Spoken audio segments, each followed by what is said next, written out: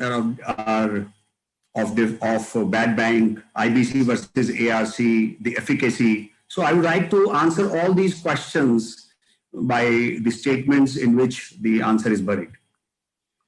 I would say that ARC's role and ARC's per se performance has always been looked at negatively till now.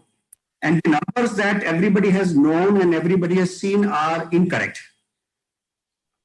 After me, my colleague Sanjay ji and my Harihar Mishra ji will throw more light on the exact numbers. And Mishra ji is having exact numbers. I would request Mishra ji to give those numbers, wherein you will see that ARC's performance in recovery is much better than IBC. ARC's recovery rate since 2015, since the new regulation of 1585 came in, the recovery is about 40%.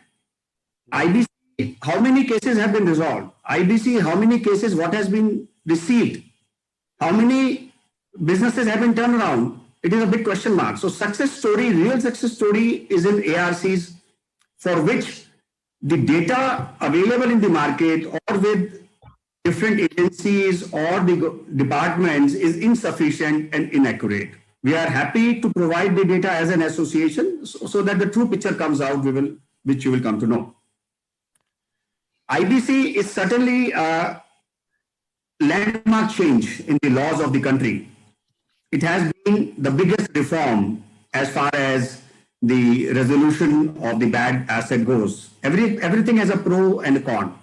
Bad banks, the best part is that all the litigation, which are the legacy of a company, are able to be taken care of. And anybody who really wants to own asset, a new person who can own an asset with liability-free situation and run it in the right perspective.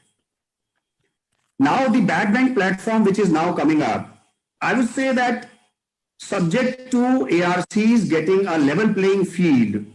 When I say level playing field, it simply means that the ARCs, if we are able to get equal opportunity to bid, though if the government announces their sovereign guarantee against the security receipts, it will not be a fair situation. It has to be a normal situation wherein ARC should be able to bid at a similar platform with a similar guarantee as its own guarantee, because government guarantee nobody can match. Tell you that ARCs may buy more than 50% of the assets sold. National ARC will not be able to buy as much, because today the best part or the best aspect of national ARC is debt aggregation. 100% debt sold at one platform. There has been only one precedence in as long as 19 years ever since the ARCs came into existence, and that precedence is of April 2021. Why was it not done before?